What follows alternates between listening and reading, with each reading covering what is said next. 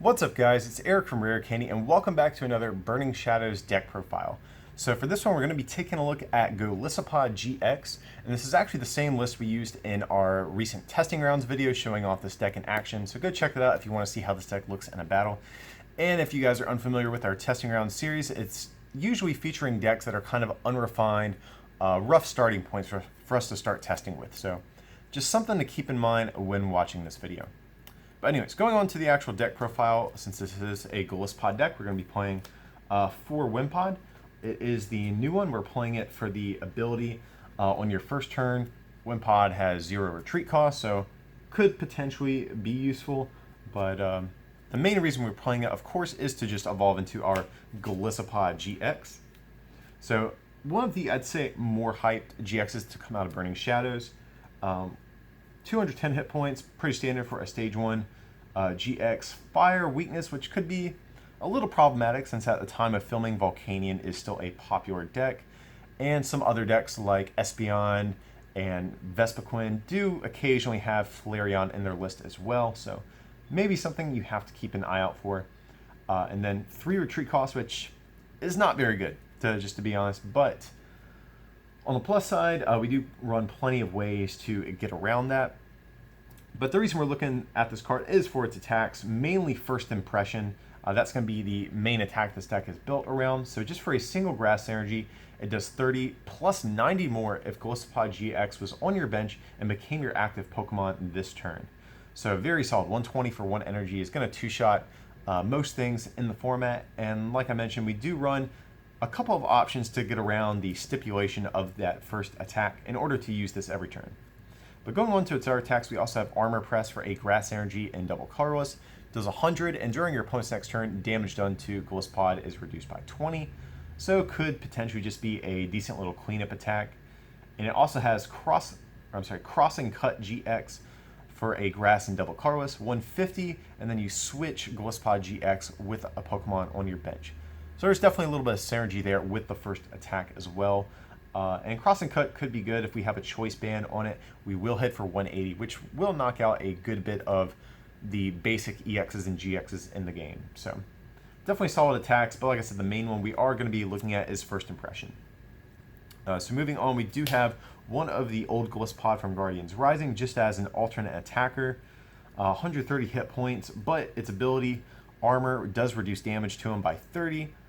So that is going to effectively bump up this one prize Golisopod up to 160 hit points. So definitely not a bad HP amount of HP.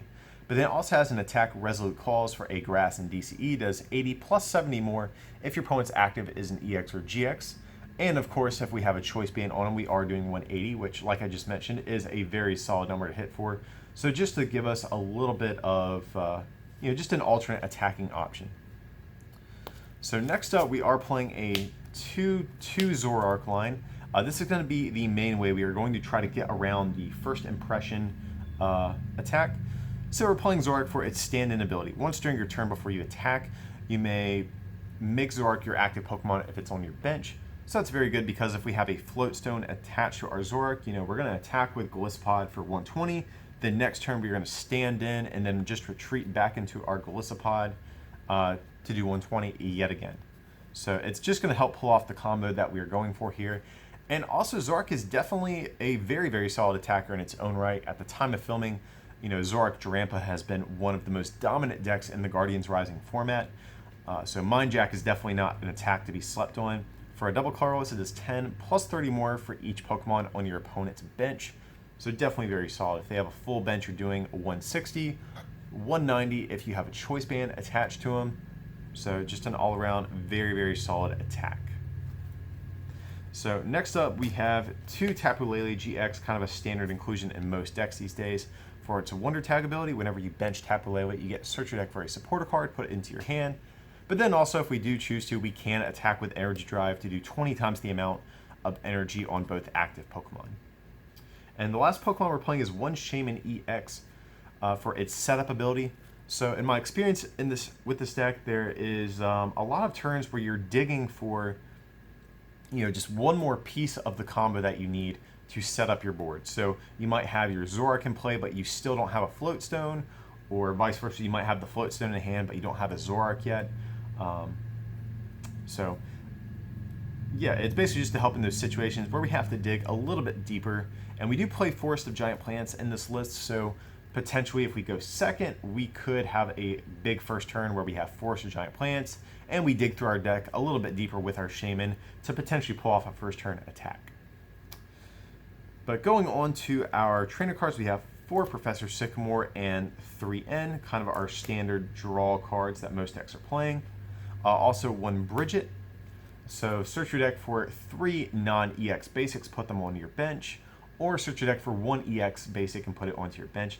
So this is going to be mainly our go-to first turn supporter, especially if we're going first and we can't attack anyways. We want to Lele for Brigette and grab maybe a couple Wind Pods and a Zoroark. And I think one thing that is worth considering too, since we are playing Shaymin in this list, you could potentially switch this to a Pokemon fan club, just to allow yourself the option to benching the Shaymin, since with Brigette you won't get the effect of Shaymin's ability if you just put it on your bench immediately. So maybe play around with Pokemon fan club and see which one works out better. Next up we have 1 Professor Kukui, draw 2 cards, and your attacks do 20 more damage for the turn. So this is good just to help us clean up knockouts, especially against a couple of the non-EXs and GXs that are in the game. Golisopod can sometimes be a little bit short of damage to knock them out. So a couple things in particular are going to be Zoroark Break and also Baby Volcanion. These are a couple of common ones just coming to mind. Zoroark Break has 140 hit points, Baby Volcanion has 130. So your Golisopods are going to be a little short in these situations. And there's some other situations as well. If you have a choice band on a Golisopod and Kukui, you can do 200 with Crossing Cut to knock out a couple of things in the format like Espeon GXs or Umbreon, and maybe some of those Stage 1 GXs. So just to help us hit the numbers that we want to. Next up we have 2 Guzma. This is going to be a new supporter from Burning Shadows. Very similar to Lysander, which we've had in the past.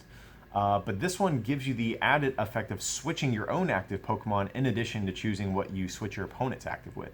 So there's some obvious synergy there because we can switch into a Golisopod to make use of its first impression attack. So Guzma does just seem all around superior to Lysander in this particular style of deck. So next we have 1 Acerola. It's another new supporter that is going to be coming out of Burning Shadows. Lets you pick up one of your damaged Pokemon and all cards attached to it and put it into your hand. So this is good because if, we have something in the active spot, we can pick it up, promote a Golisopod to use its first attack, first impression. But it's also good because it acts as a way to heal our Pokemon. We do play Forest of Giant Plants in this list, so we could potentially pick up a damaged Golisopod with Acerola and evolve right back up into it and attack with it in the same turn potentially. So it's just another card that's going to help us get our Golisopods in the active spot every turn. Then next up, 1 Hex Maniac, shutting off abilities until the end of your opponent's next turn. It's just a very solid card against a number of decks. Next up, 4 Reverse Seeker, just to reuse all these different supporters we just mentioned. 4 Ultra Ball, just to search your deck for any Pokemon that we want. But then we're also playing 1 Nest Ball as well. Search your deck for a basic Pokemon and put it onto your bench. We are playing this over something like Level Ball just because Nest Ball does give us the option to grab Lele and attack with it if we absolutely have to. I think if you wanted to run this additional Ball Search card, you could potentially cut this for a Heavy Ball as well, since that will actually search out your Wind Pods and Golisopod GX. That's a consideration, but I think this 5th Ball Search card is kind of a luxury spot in the deck, so you might even just want to cut it in favor of something else altogether, but for right now, we're going to try out the Nest Ball and see how it does. Next up, 2 Choice Bands. So it is a tool card, allows your attacks to do 30 more damage to your opponent's EXs and GXs, so just to help us hit the right numbers that we need to clean up knockouts. Next up we have, 3 Float Stone. This is going to be the main way we're going to pull off this stand-in combo every turn to give our Zoroarks free retreat. Or even if we don't have a Zoroark out just yet, we can still attach it to other Pokemon just to always ensure that we can retreat when we need to. Next up, some recovery options for the deck. We have one Revitalizer and one Rescue Stretcher.